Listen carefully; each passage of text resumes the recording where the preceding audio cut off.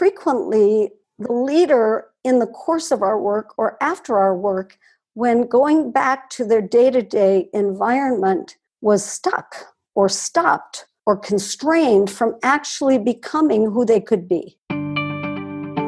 Welcome to Create New Futures, thought-provoking conversations with leaders, experts, and interesting minds. Join us as we explore ideas and reflect on practices that you can use and apply to create and shape the future. With your host, author, and strategy consultant, Aviv Shahar. Welcome to Create New Futures, where we develop conversations with thought leaders to explore how you can create new futures for you and for your business. This is Aviv, and my guest for this conversation is Cathy Sunshine, founder and president of the Sunshine Group, a consulting and coaching firm specializing in family business, leadership transformation, and organization design. Guided by deep insight into organizational dynamics and throughput management, Cathy helps leaders, organizations, and families break through blockages, become agile and engaged, and produce turnaround growth. She helped hundreds of teams accelerate growth and improve performance. In this conversation, we explore why service structure works, how it changes problem solving, and how an organization can solve complexity by producing an alignment that creates flow. We also explore what is the inner work you must engage in to increase your effectiveness as a coach. There are ideas and tips here you will want to capture and apply. Let's get to my conversation with Cathy. Cathy, it's great to have you here. Welcome. Aviv, thank you so much for including me and inviting me. And I'm pleased that you didn't say that I was 104 years old in the introduction. Thank you. Thanks for having me. Right. And just for clarity, you're not actually 104, no. Even though by experience and professional experience, perhaps you qualify for that professional age. Oh, well, would that I had that wisdom, but I appreciate it. Now, I've been consulting now 40 years, which I think is a good number in and of itself. So let me begin first and ask you, what are you working on at this time? Right now, I'm completing my first book. I'm hoping to have it published by December. And the book really showcases and brings to the public my thinking on throughput and organization design called the service structure and how the two link together. You know, the environment is dramatically changed over the past 5 years, 10 years, certainly 40 years. Acceleration of change is stymieing most of us, and complexity is everywhere. So it occurred to me that it's not enough for me to simply work client to client one at a time, but I've seen a convergence of thinking in my own way, my own application of thinking, and that's what made it more urgent for me to finish the book. Great. Well, first, congratulations. Thank you. For this work. And I get it that you're very close to the finish line, correct? Correct. Well, it began 7 years ago, so now it's finally time to take it out. Great. So let's get back to some of the ideas in the book in a minute. What I'd like to first do is thread a little back and ask you, how did you get into coaching and consulting in the first place? And then come back through your various professional experiences into those key ideas that you frame and articulate in the book. So what do you trace your coaching and consulting experience to? What is the beginning point? You know, I think like most of us, it evolves. It isn't something I pointed to and said 40 years ago, I'm going to be a consultant.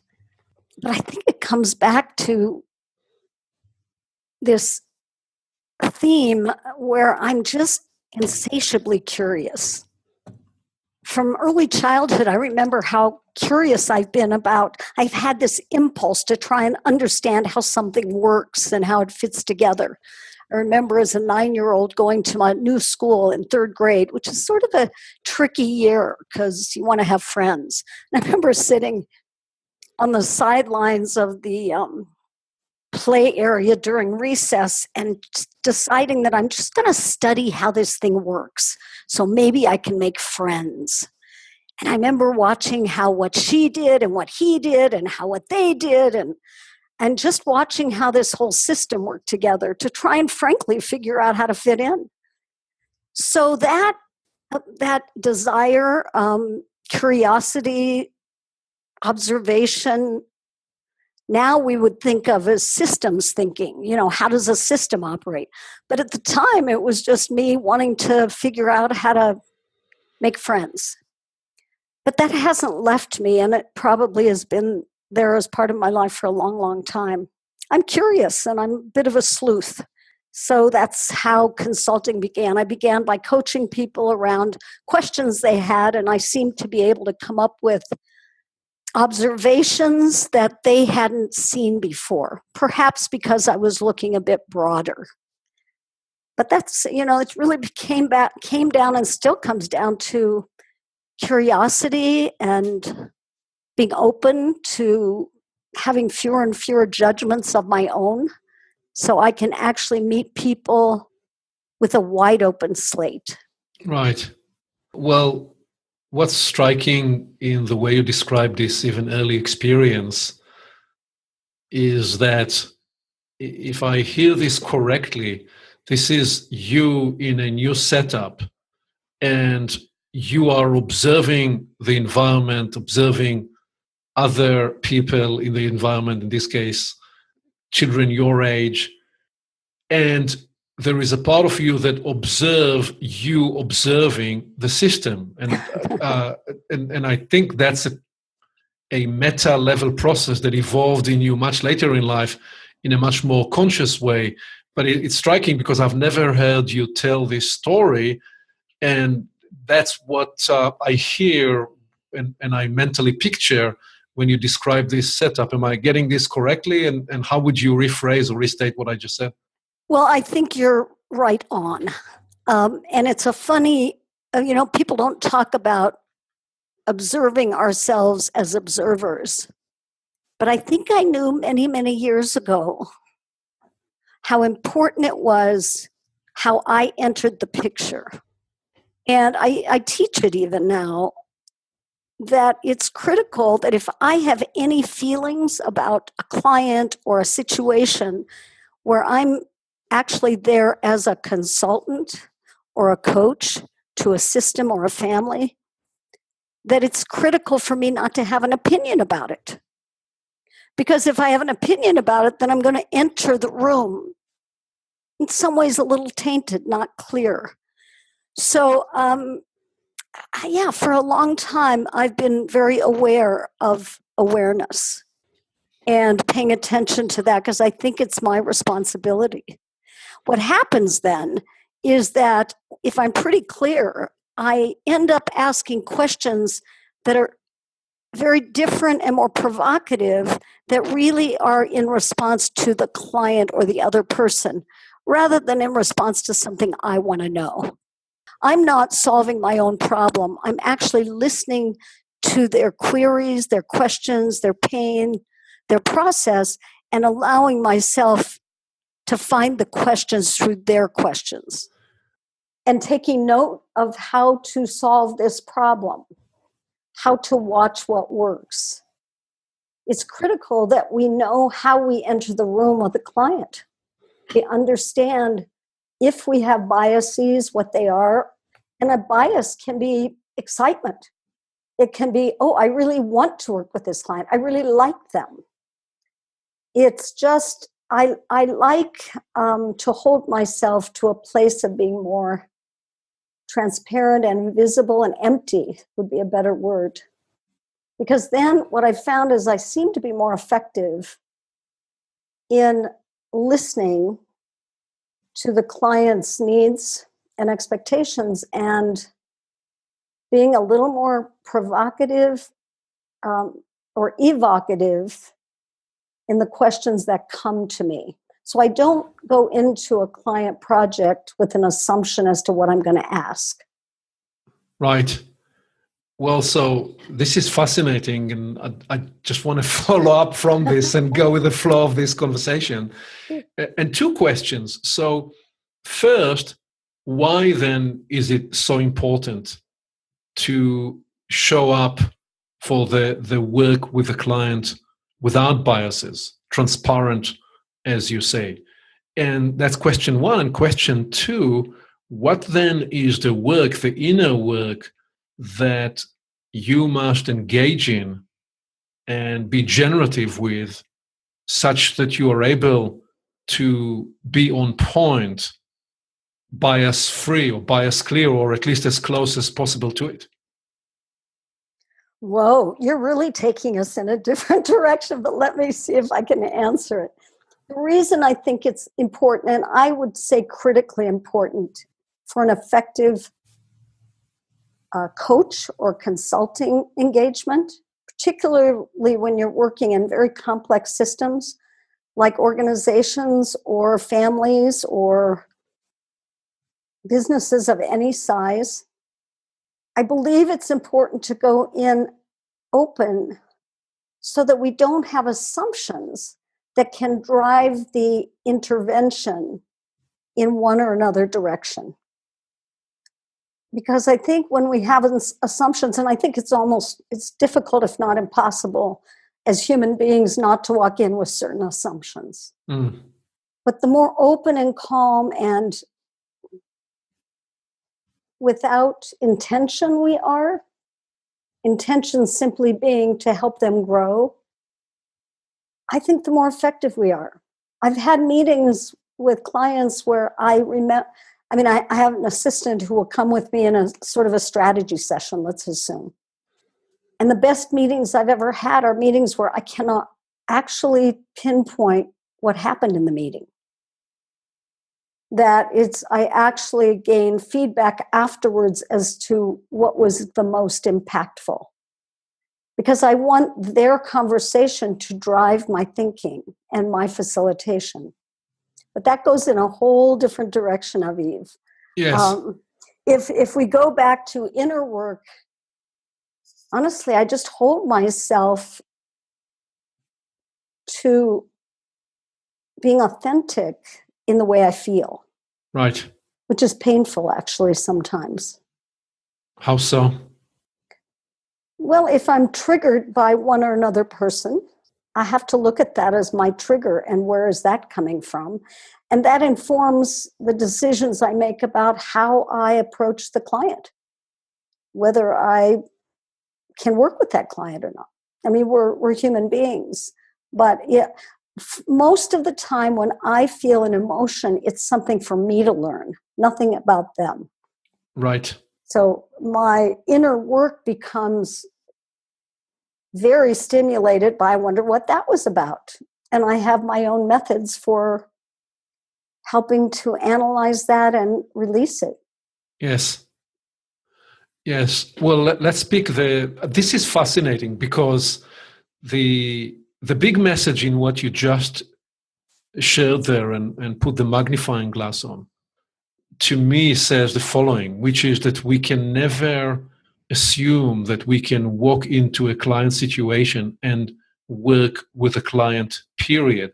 We are always, always, always also working inside ourselves, such that we are a better tool, as accurate, as in the moment, a vessel that facilitate and enable the best outcomes for the client. We cannot assume that we will work on the client, period, without concurrently working on ourselves to bring ourselves to the point as the best instrument that we can be. Absolutely. And I think the instrument, and this is actually a bit of a segue into the way I think the instrument has to be able to be a channel of sorts for information, for facilitation and for clarity for the client. And if we're clogged up, if we have constraints, if we have opinions, if we have expectations, if we have needs, we will taint it. I think the greatest compliment I ever had from a client, a woman named Laura, and this was probably 30 years ago, was that she thought that in the work I did, I was like a seamless mirror. And boy, I just loved that compliment, because I was taken visually to that picture of the mirrors, those funny mirrors in the circus that are bent. Yes. And how when you look at it, what comes back is a fat bottom and a skinny top, or a strange looking head. And that she would have said that I was a seamless mirror, to me, was a magnificent tribute to the work that I did in that case with her. And it's a standard I like to hold myself to. So you said two different things there.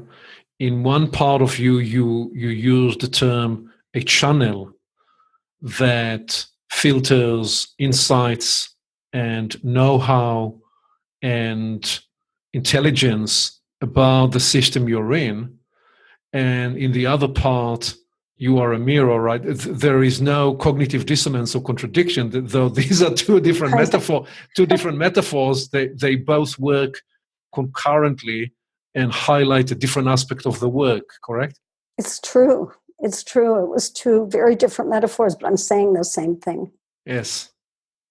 So let's try to pick then the thread from early awareness. What is the entry that you make into coaching and consulting, and how do you, at what point do you tell yourself, yeah, I am a coach, I am a consultant, that's the work I'm doing? At what point it becomes a professional arena that you focus on? Not sure I'm answering your question, but I'm drawn to go back to this book that I'm writing and the work that I've done, and the concept of throughput and structure, and why structure is important. Because I actually believe, so think about the mirror. The mirror is a hard structure, but it facilitates a reflection, a smoothness, ideally, accurately, particularly if it's seamless.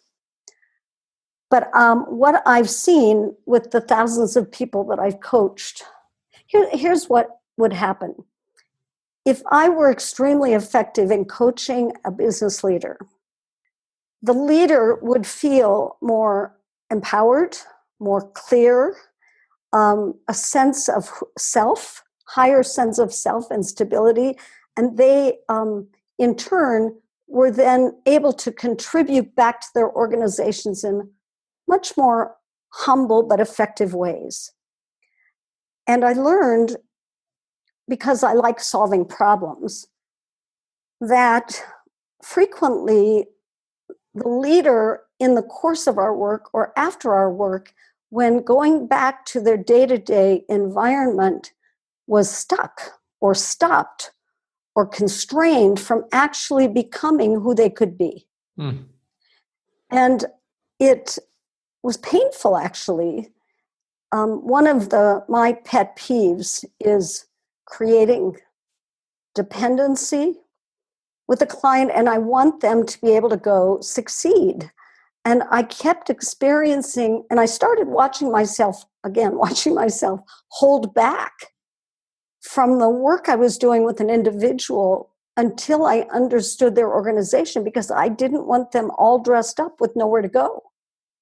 I learned that they could actually finish our work feeling stronger and more effective and more powerful, and then actually become depressed, which did happen, after they returned to work, finding that the environment, the container that they were operating in, was actually restricting them. So I set about, because I'm like this sleuth, to sort of create a new design for business. But one that was able to grow with the leader, and where the leader could actually help impact the growth of the company. The the book that I have now sort of is in response to the world we live in now. I mean, the environment has so dramatically changed. The complexity, the acceleration of change. And because I'm a management consultant and I've done years and years of strategic business planning, have certainly used management theory from 30 years ago very effectively. But I believe that the management thinking that we have developed very effectively and very efficiently to today is no longer relevant. That we've actually think in vertical terms, if I can use that, meaning efficiency, effectiveness, rather than in horizontal terms, which have to do with a framework that is not static but dynamic, so that the system of the organization isn't as inflamed or stuck, but enables leaders to actually perform. Right. And, for the past 20 years, I've been developed and used this service structure, and I'm scratching my head saying, gee, how come this thing keeps working? And it keeps working. It works because the way that the service structure operates is that it's really channeling the behavior of people inside a company to the customer. And it changes entirely the problem-solving methods we've used in the past. So when I'm talking about channeling or providing movement, or it's really a reframing of the way we think about how to design organizations so they flow. The first fascinating comment in terms of your own evolution is that you used to coach individuals and leaders, and you discovered that they came out of those coaching engagements with a sense of progress and clarity, and they were released and evolved in their vision of themselves and what they were going to do. But time and again, they found themselves in a system that was stuck, and there was a gap between the inner growth and inner development to where the system was. And that essentially what set you up on the journey of resolving and solving that problem, the system problem, the structure problem. And what's fascinating just about that part is it was an organic evolutionary process for you that then brought you to, okay, so how do I help companies, families, family business solve their problems, and solve the problems in a way that's sustainable and in a way that could then heal itself, remedy itself over a period of time.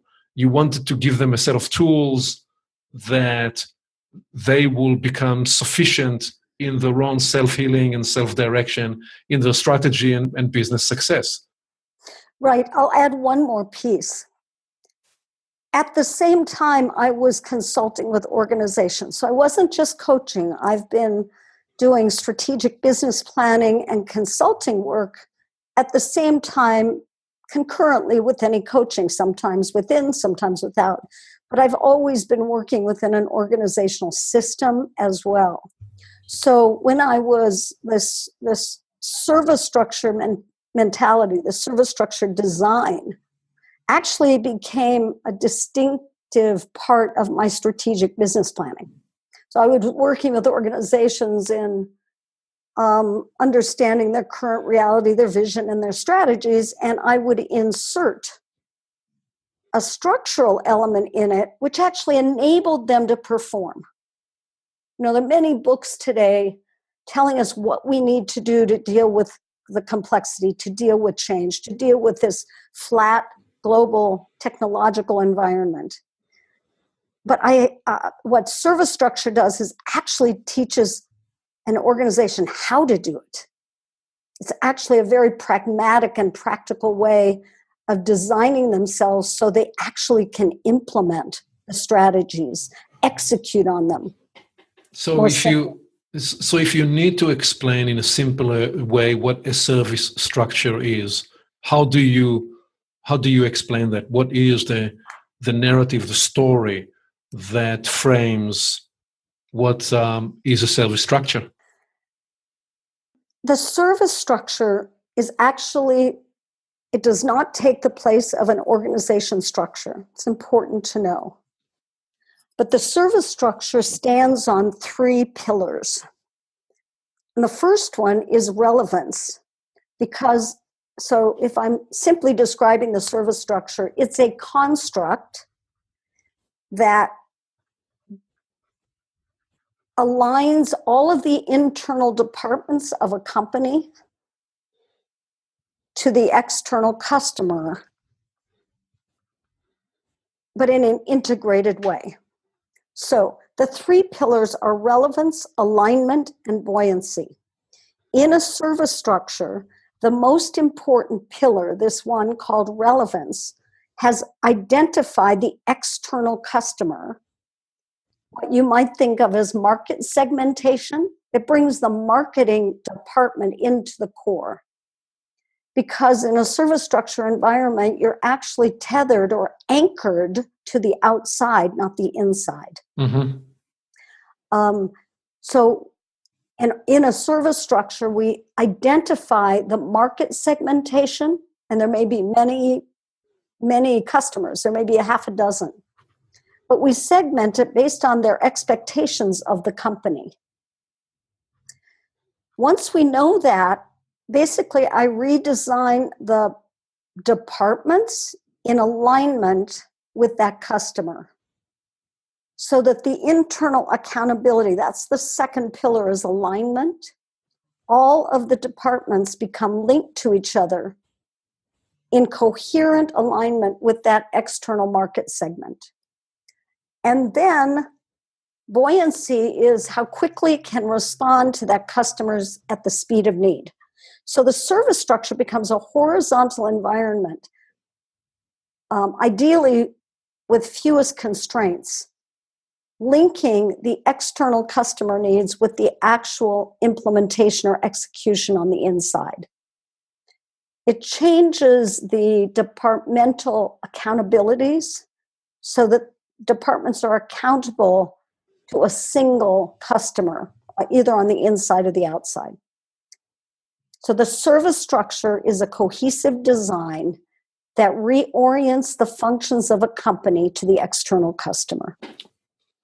So it sounds like there is the design and alignment phase of the work, and then there is the implementation where there is a whole new muscle memory that the entire system, the entire organization need to learn to embrace and bring to life. The critical component of shifting that culture, because you're right, we're building a new muscle memory, and actually we're changing the culture of an organization. And I've done this with very large organizations and very small ones. But in the course of doing it, the leadership commitment to this way of thinking, because it becomes more servant leadership-like, becomes key. And the reinforcement of that changes the behaviors sufficiently, but comfortably. People think, they get scared of restructuring.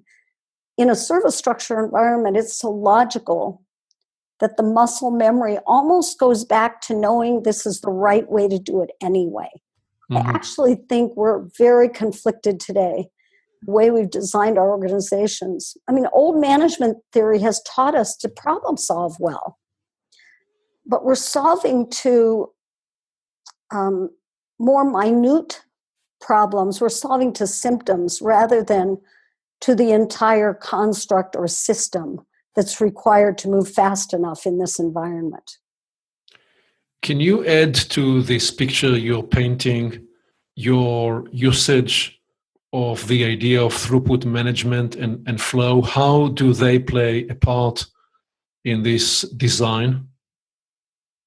Well, I mean, this word throughput came to me in an epiphany one night because I realized why am I doing all this? I guess maybe I'm self-observing again, which you were so insightful to tell me. I won't be able to let that one go.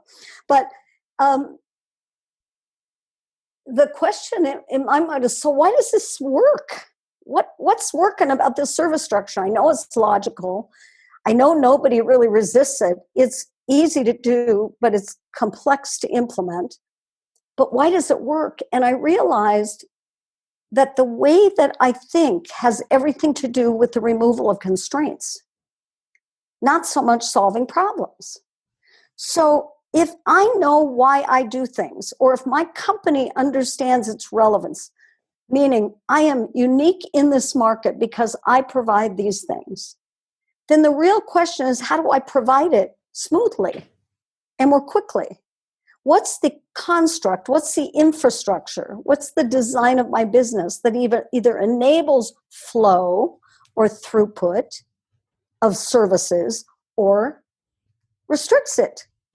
And what service structure does is it removes those walls, the vertical walls, but it causes us to think horizontally. I like to use an example of the healthcare industry. We have built our system of healthcare on the assumption that if we reduce disease states, then we increase longevity. Mm-hmm. But the statistics haven't proven that to be true. Even all of the medicines that we have to cure this kind of cancer or that kind of cancer or different diseases, we're set up to solve the disease problem.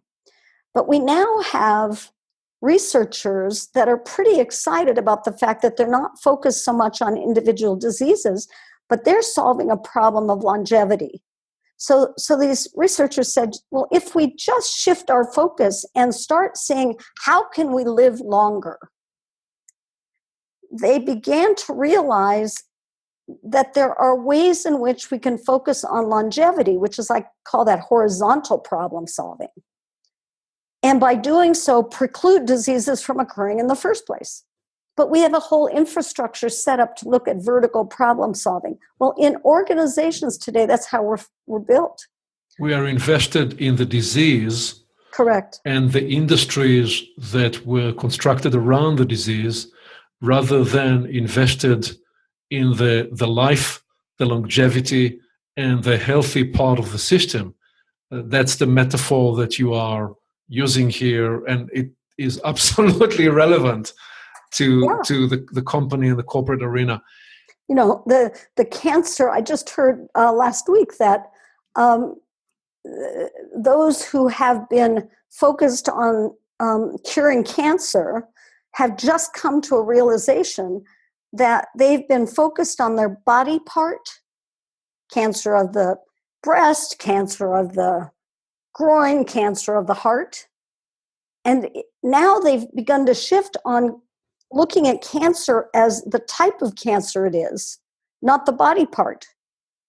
Well, that's the difference between vertical problem solving and horizontal. And they're finding that they can solve all kinds of different cancers looking at the type of cancer, not the body part. Mm. It's a different way of thinking and a different focus, but it is transformative for organizations. Can you give and share a concrete example, either from recent times or from any time, where you applied this process to help teams create breakthrough and break through the legacy bottlenecks and get things moving again? What example would paint this in even more vivid and fuller way? Well, when you think about throughput management, it's both a way of thinking and something that you actually do. So I'll give you two examples that are really different, but both relate to this way of thinking. One is the National Association of Realtors, and I can use their name because this was a report and there are 200 people in their board. And the board wanted to study,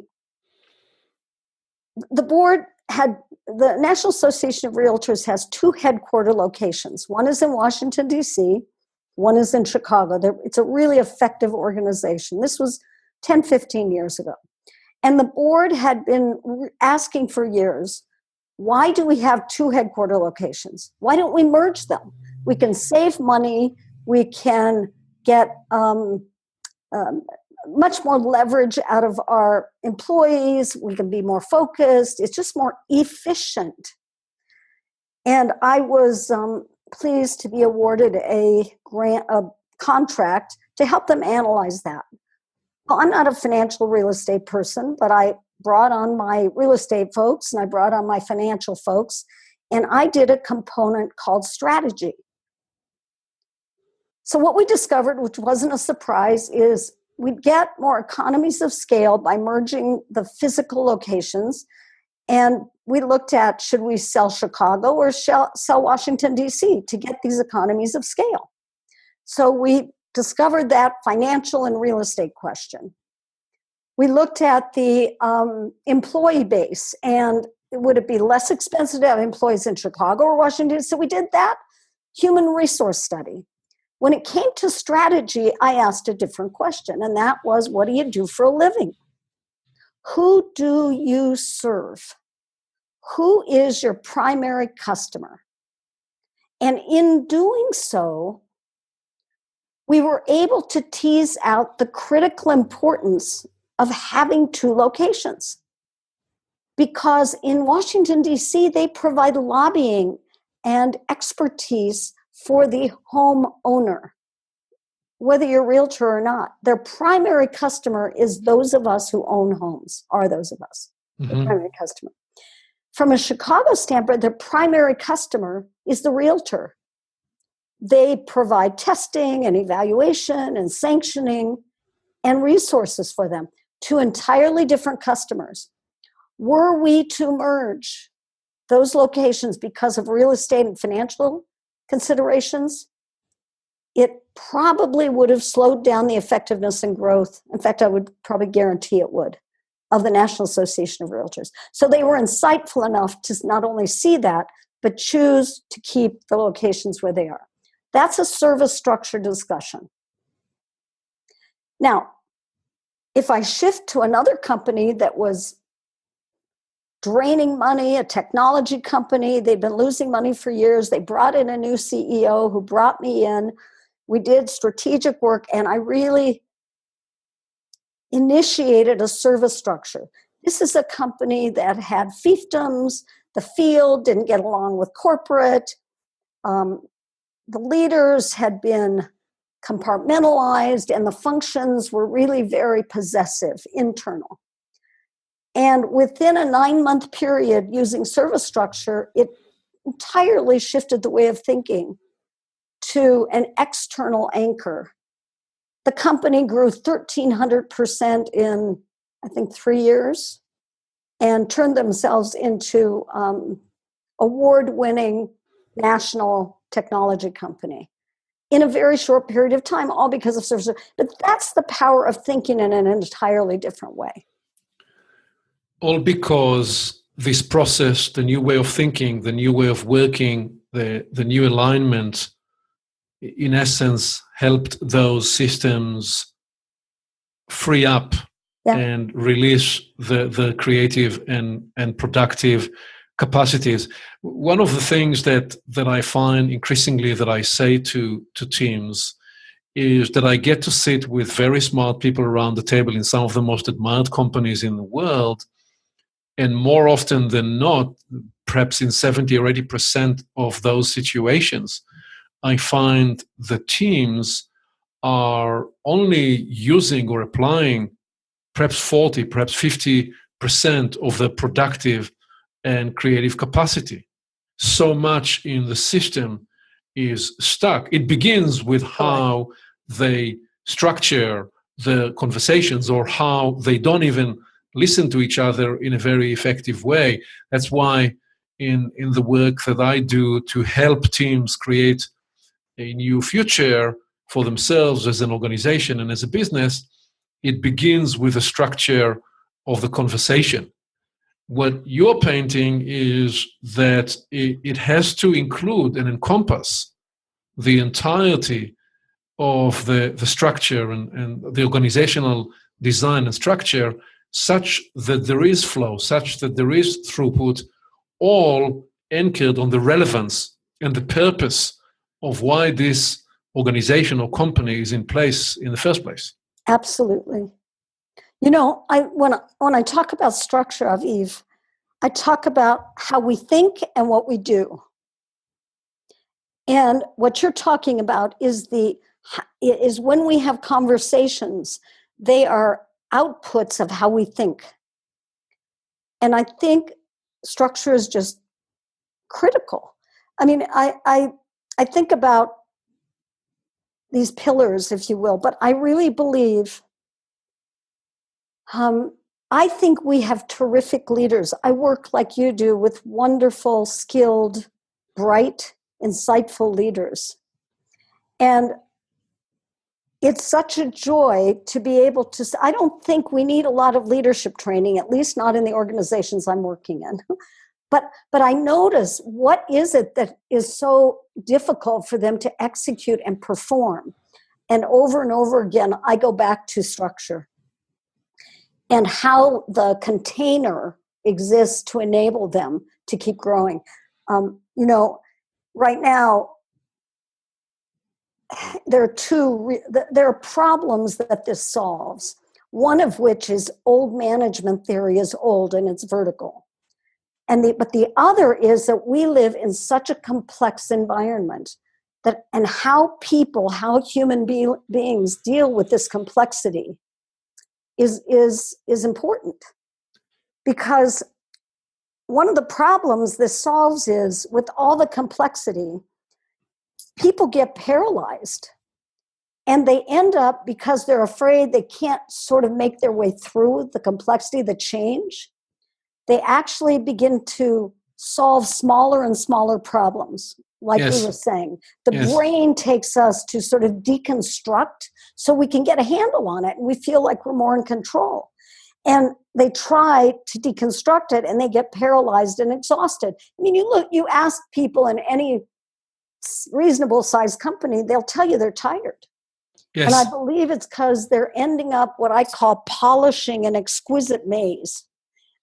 You know, they're in their little place solving the problems they've been taught to solve, but really pressured by this complexity. And in deconstructing themselves, they become more introspective. I think you mentioned this earlier, and self-serving. And so they're not even looking at their integration of these departments. So both the system as a whole and the units in the system get separated from the reason they exist, from that customer. So the way you help them address complexity is through integration. Well, it's through re-anchoring on purpose, which is that customer outside of themselves. You know, it's such a paradox because the customer is the one changing. The external environment is the scary part. And what I'm saying is, we actually have to connect more with that scary part to get our stability. People are looking to become more stable internally. And it's impossible. It actually makes us more stuck.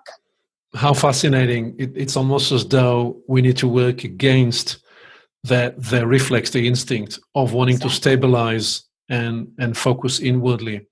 So one of the first things that you have to do is you have to give them new language, because even when you say structure, and you talk about how important structure is, you mean something very different than that slide with boxes that define the organizational structure. You're talking about something very different, and you have to re-educate people about what you mean when you say structure, and essentially begin by giving them new language.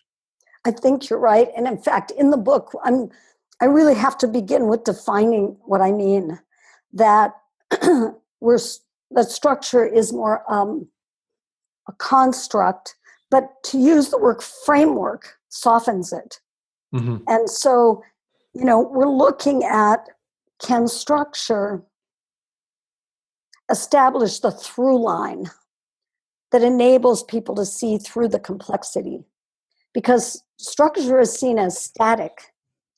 And we want to move structure to something that is now dynamic and reflexive and responsive. And that is absolutely a paradox. And it's brand new management thinking. It's very different. You're saying to enable flow, to enable movement, to enable throughput, we must solve to the structure. To solve the structure, we must solve to the purpose we're here to serve. Exactly. The three key elements I talk about are, first and foremost, that structure, the way I define it, actually the way we all define it, institutionalizes behavior. That we can be very effective, but the design, the house we live in, the way we structure our families, the way we structure our thinking, and the way we structure our organizations will institutionalize the behavior. So we want to institutionalize it to the behavior we want and need. That's number one. Number two is throughput is key. We have to measure to movement. We have to look at how we're directing things so that we can be responsive and reflective. And the third is this paradox. The control comes from the outside, not the inside. So those are the three levers that I speak of frequently, but they're very different ways of thinking. I know that another big part of the way your practice evolved through the years is that you found yourself often working with family business, and that this was and has been and still is a rich and fertile space to practice these ideas and to apply them, because family dynamics and family businesses sometimes make for an even more deliciously complex setup. Can you talk to this in either a general sense, or is there an example, a case in point that you can talk to that, because not everybody listening to this directly have the kind of experience that you have with family business. How would you describe that part of the work? Families are complex entities because we all have them. We know that. So the family in and of itself. But if I just look at a family unit, we can also ask the question, who do you serve? When we take a family that also has a business, or what we frequently call an enterprise, because it could be that a family doesn't actually own an operating company, but some family members may be partners in a real estate venture, in different ventures. So there are frequently families that are engaged in other activities without all family members, not for the sake of the family. And then we overlay that with the complexity of ownership. Some families own, some families don't. And in the work of family business, it's also very important to see both the three entities, the identities of people separate, and then as they overlap. So again, we're still operating based on the importance of movement or growth. So for a family, frequently the challenge is make sure that that our conflicts don't split us apart. We want to be able to build a stable platform for this generation and the next and the next. And in that case, the customer, if you will, becomes the next generation. And the structure becomes the platform of who is this family, what are its values, and how does it want to operate for the goodness of the future and growth of the family. So there are questions to be asked just of the family system. Mm-hmm. Frequently, when I'm called on to do work with a family, it's not always, but frequently there's some conflict, or there's some split, or there's some dilemma that they're facing around ownership or succession. And so the family unit in and of itself becomes a complex system. If you then look over to the business side as a separate entity, we can answer those same questions. Who's your customer? What do they need and expect? And how do we operate there? But there are added questions, which is, how do the two cousins relate to each other and relate to the non-family management in that company? Because these cousins, I made that up, are wearing a different hat. They're family members representing a family, but in a company where they get a salary and they may or may not be owners. That makes that system a little more complex. But we're still looking at, in the company side, that business to stay relevant has to have a clear alignment with its customer. So do you find that as you consult and work with a family business that you are also in many ways a therapist to the family, or you would not state it in this way? Well, since I'm not a clinician, there are times when I'll bring in clinical folks to work with me or work with them. But I'm more of a behaviorist. I am looking at the human behaviors and how they interact within that system.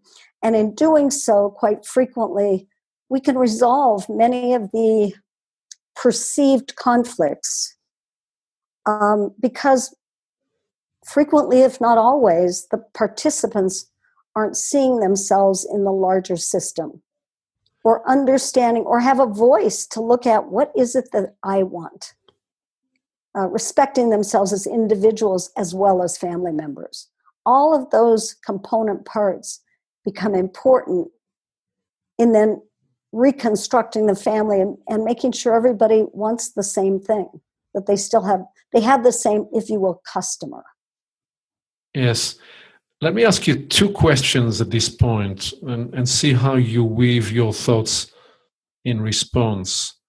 The first is, what is the moment that you look forward to in a project work? It may be a family business, as we've just spoken about, or it may be a larger enterprise.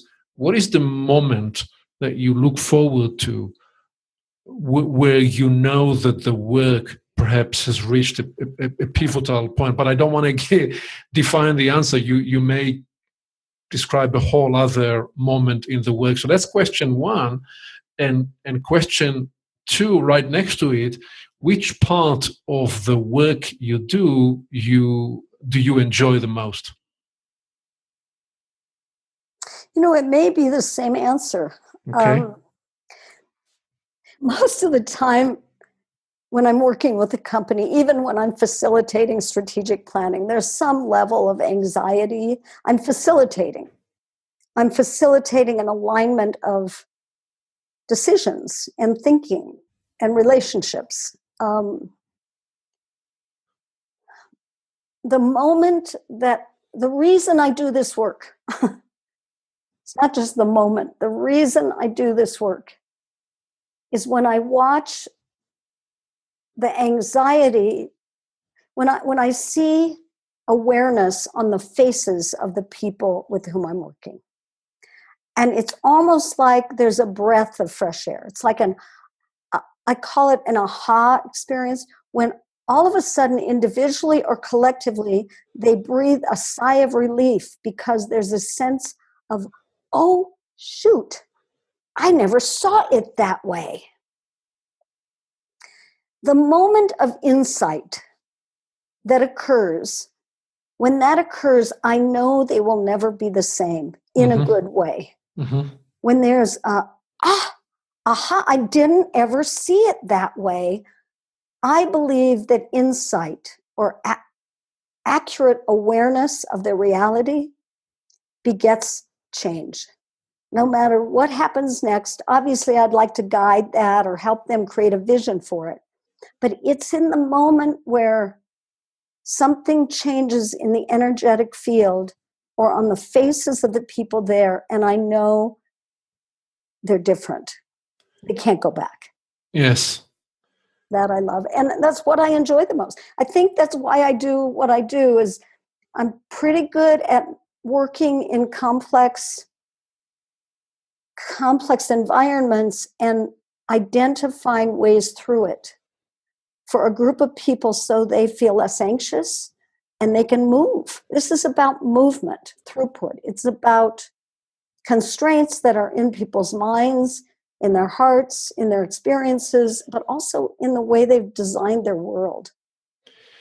You live to create and choreograph those experiences where people become aware and gain new insights and experience these breakthroughs that enable them in their professional life and also in their personal life to move with freedom and ease at a whole new level, and as a result, create outcomes and produce results that they could not before. That is how I experience what you're describing.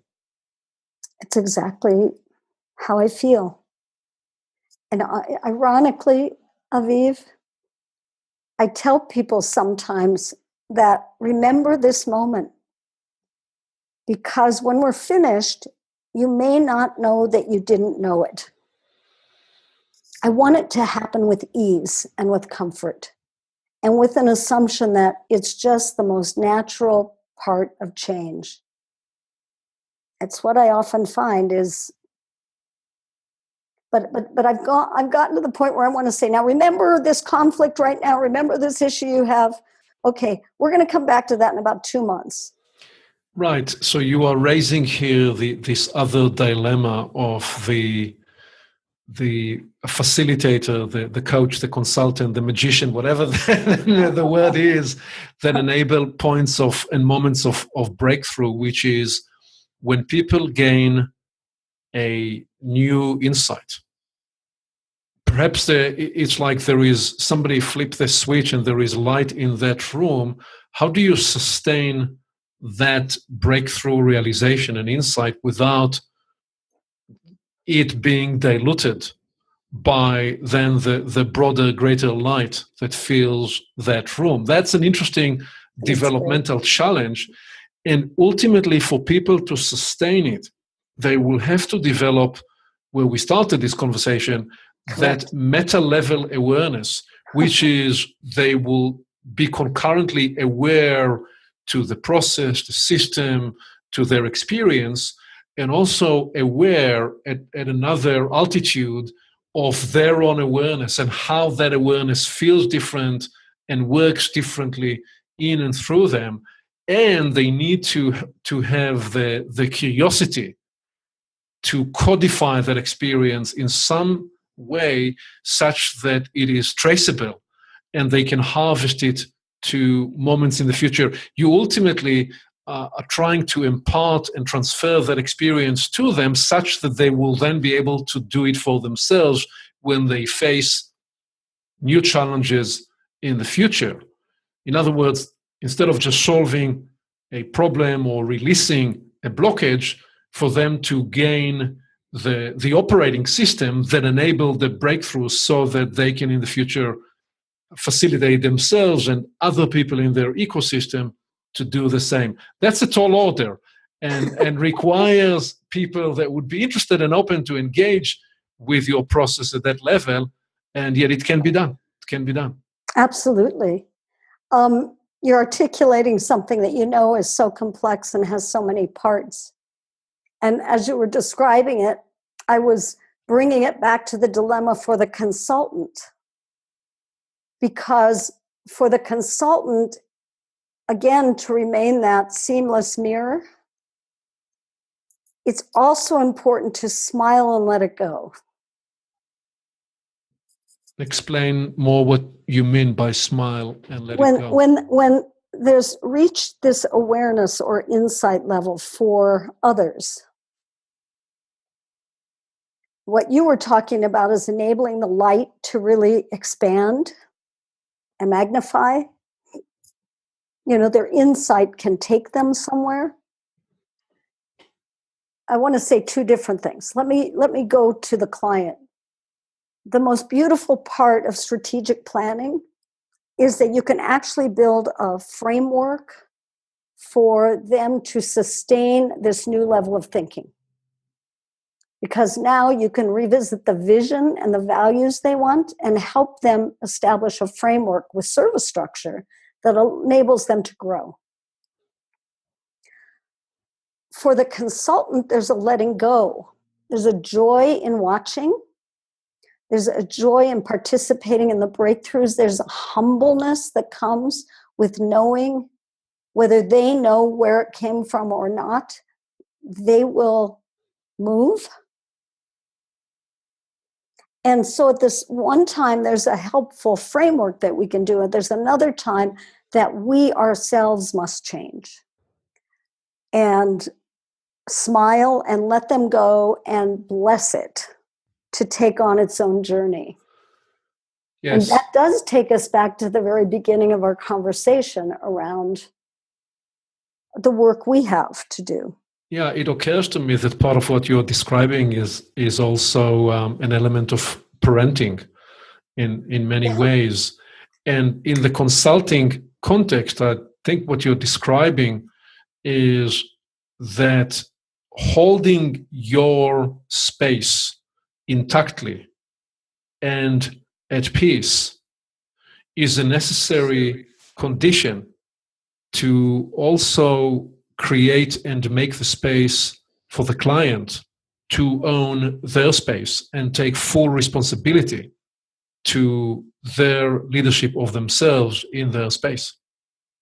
It's a really good metaphor that you're using now of parenting, because it's the point of individuation. It's the point where the children kick off from the side of the pool and move on their own. And I'm not meaning to demean these brilliant leaders of companies at all, but there is a metaphor there that I would agree with. Yes.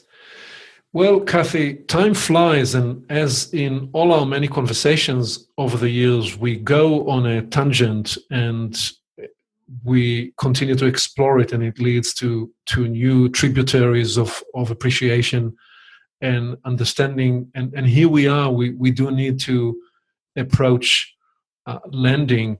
So 2 questions as we come to close. First, with what you know today, if you were to advise yourself again, imagine that you are again in your mid-20s, approaching life, approaching professional life, what advice would you give? What I did unconsciously was just take each client at a time, and the referral went to referral. I think what I would advise myself is just to relax and enjoy the journey. Perhaps to be willing to expose my thinking in writing earlier, not keeping it such a comfort level, private, secret, because I've been very happy in the consulting, but the writing itself feels exposing and new and stimulating. I'm not sure that I would do it, but I think my advice would be to allow myself to be exposed. Yes. In essence, you give yourself the very same medication that you advise to people in facilitating movement. Exactly. Rather than holding back. Yes.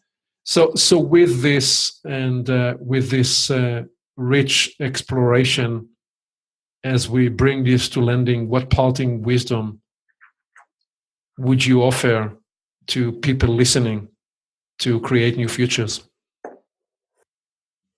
First of all, thank you, Aviv, for the opportunity. It was a fun, relaxing conversation, and it did take us on our usual tangents, which I guess shouldn't surprise me.